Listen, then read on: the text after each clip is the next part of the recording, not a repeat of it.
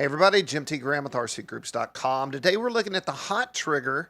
This is a 3D foam airplane from Graupner, USA. Red, black, and white. What is there not to like? It is awesome. It goes together fast. It flies well. It's got the power you need. There's a lot of things to like about this.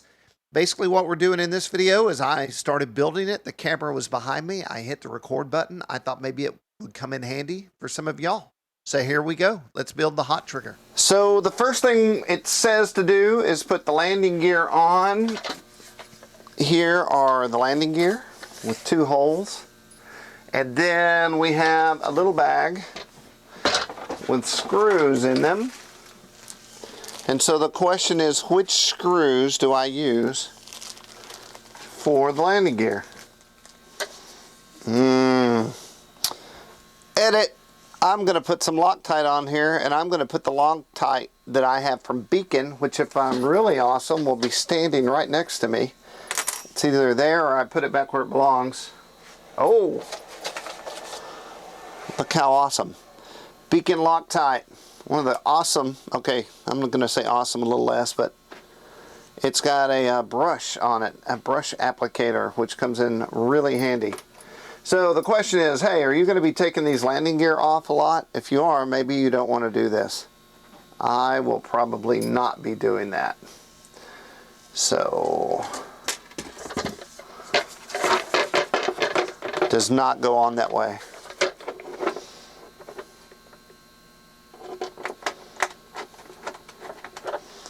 All right.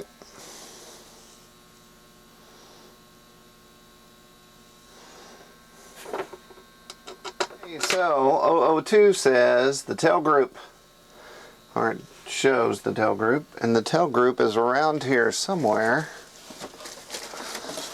Here's the rudder.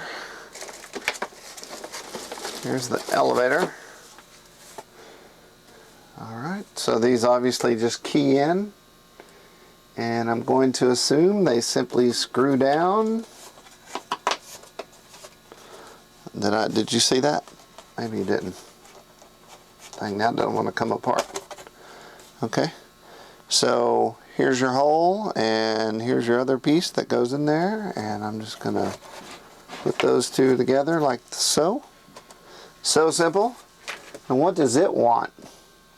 Oh, it doesn't want anything yet. Now it wants to slide onto the fuselage. Bring this into the shot. Now with this keyed in, I'm going to slide it in to its home, which I assume is here. The servo is already in there, so there's nothing to look at. And it's that easy. So it's in. So now let's see, I wonder if the tail wheel is going to come into play here. Slid in. Okay, yes. So now we're going to drop the tail wheel in, and we're going to drop a couple of screws in, it looks like. So let's flip this over. Being careful with everything. Okay, so the screw it wants is an M3 and M3 by 35. And you know, I do not see the pilot. But maybe we're not there yet. M3 35, and then the tail wheel is over here, and it is going to go in here. So check this out. The tail wheel is going to, whoa, watch out. So the tail wheel is going to slide into this hole in this groove, and then your back part that's going to steer the tail wheel is going to go into the rudder. It's all coated in plastic, or lined in plastic for rigidity. Look at that. Very nice.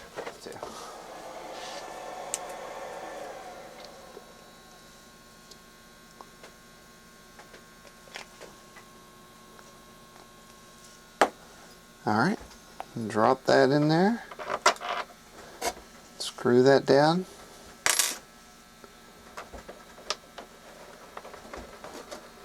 staying. I'm also going to use my tool since it's longer and easier.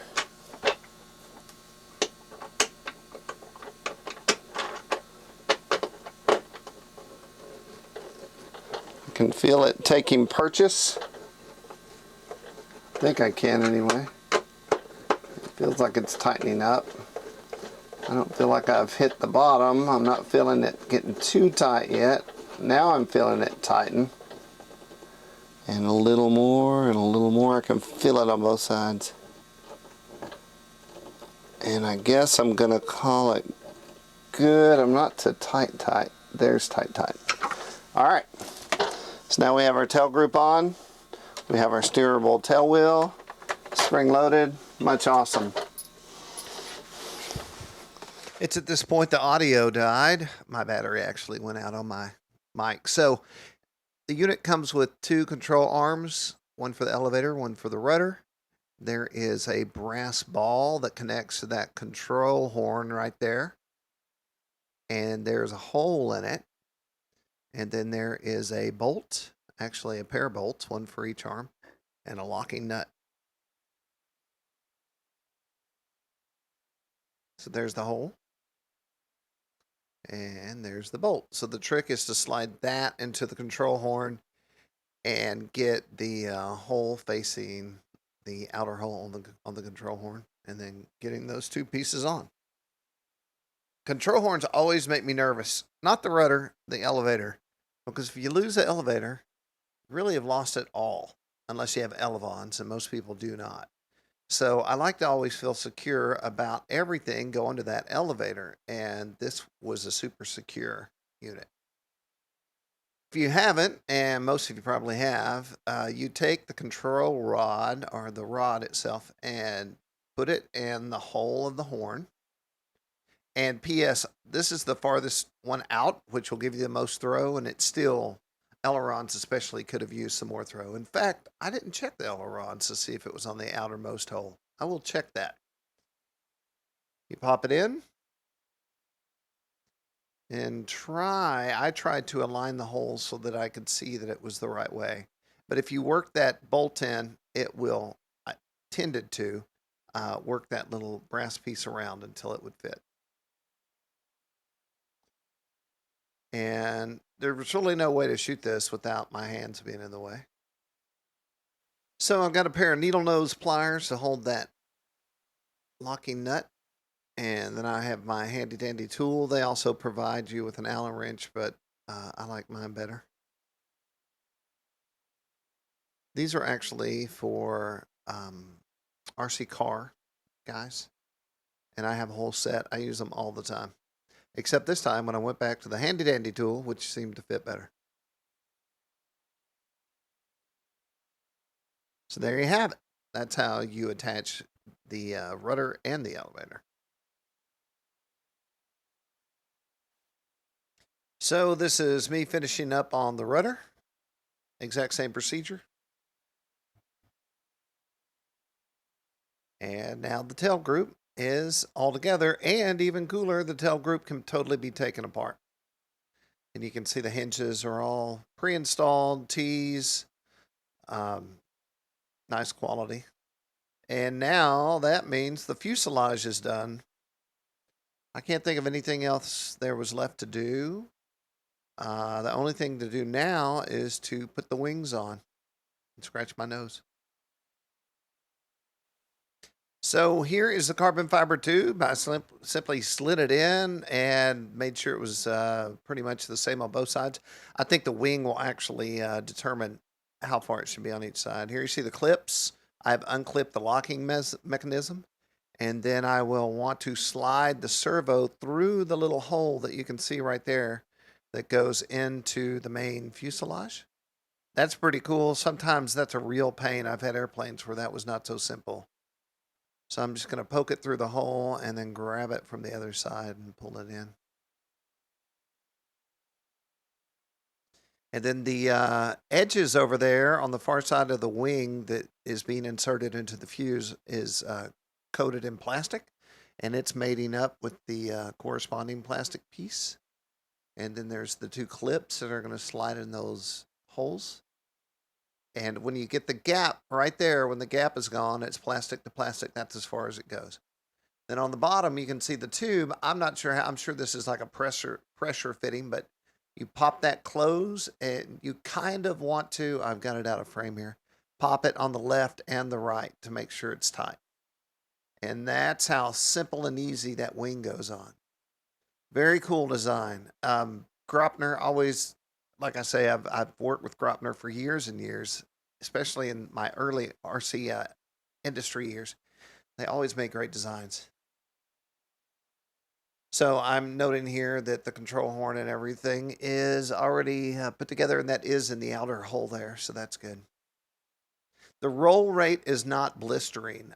It's fast, but it's not blinding. Blinding roll rates are kind of cool to me, and I've yet to get this one to do that, which you'll see in the following video when we go fly this thing. So once again, just slide it on. Make sure your clips go in.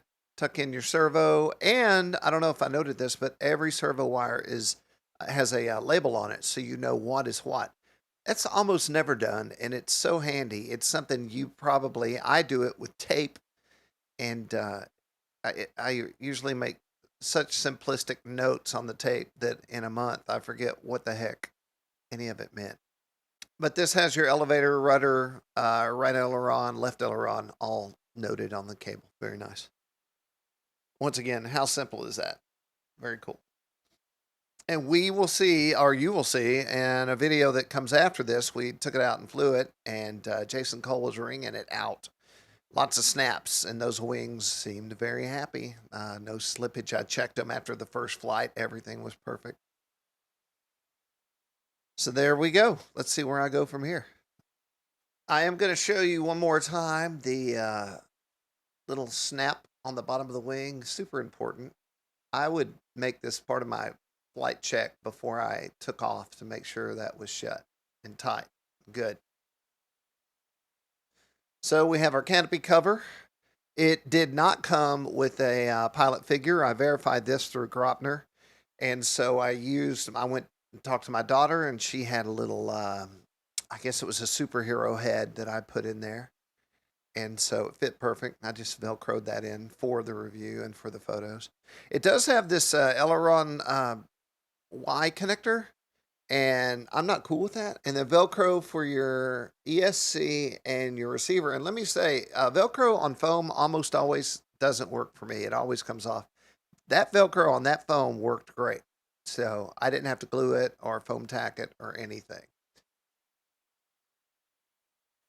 So here we see our battery bay. It's not gigantic, but it is big enough for you to get your hands in there and do everything that needs to be done. We have all our servo wires coming out, and that pocket on the top above the Velcro is where my receiver lived. And let me say something. I didn't understand this. I ripped that Velcro out, and I shouldn't have. They put that Velcro in there to it's solid on one end and loose at the top, and what's supposed to happen is you slide your 2200 4-cell all the way as far forward as you can, and then that it sticks to the Velcro that is stuck, and the loose flap goes over the top. And I wasn't aware of that. So the good part is the way that battery fits in there, the nose actually holds it in. So if you fly inverted or do any violent maneuvers, the foam itself is going to do a lot of friction fitting to keep your battery in there. And so I just put Velcro on the tip of the battery. And this is what I'm using, Eternity 2.2. It seemed to do fine. 4-cell. You're limited on flight time, 5 to 6 minutes, which sounds short, but in the air, it felt fine. I need to buy some more batteries, though, because that's only 10 minutes of flight before you have to recharge. So this kind of concludes the build. Once again, super easy. I could have done this without a manual. You could, too. And once everything was in and I got my receiver hot, I then put on the prop, and it was good to go. So look in the show notes to find a link to the flight video, and you can see how this thing does. And before we jump out of here, I want you to see the plane after I put the stickers on. So You want to look at the box. That's what I used. You want to use the edge of the wing and things like that to kind of determine where your stickers go. I found for like the giant stickers, you want to peel them back slowly and not all at one time. They will definitely not work. If you take that whole arrow right there and try to pull it off and put it on, it's not going to happen. You're going to have to peel it back as you go. Be very careful around a lot of these edges because the sticker will tear. I will say the stickers stuck really well to the foam and they would allow me to reapply without leaving the stickiness on the foam itself. So that was awesome. As you can see, the results were pretty stupendous. One thing I'll say is when you're cutting your hinge lines there, lay a really sharp razor down like this one right here and cut along the line, being careful not to cut the foam. And then the metal part on the back, I would use to tuck the decal into the crevice so that it was stuck down. And then you can also move your surfaces and stick down anything else that's sticking up. And be aware there's hinge gaps there and you've got to cut those out because it needs the freedom in that spot to go. Lining up this top arrow was kind of tricky, but not too hard. The mouth was actually a problem. I could not get that arrow to go all the way around the front. So I had to improvise on that. These are the throws. Pretty awesome, pretty high, pretty fat, pretty 3D. So this is kind of it. I added some of the checkerboard from a different scheme into this. And then this is my pilot figure for my daughter. Thank you, Maeve. And here it is on the runway, ready to fly. I think it looks pretty awesome. So once again, check out the flight video. I hope this has helped. I'm Jim Graham with rcgroups.com.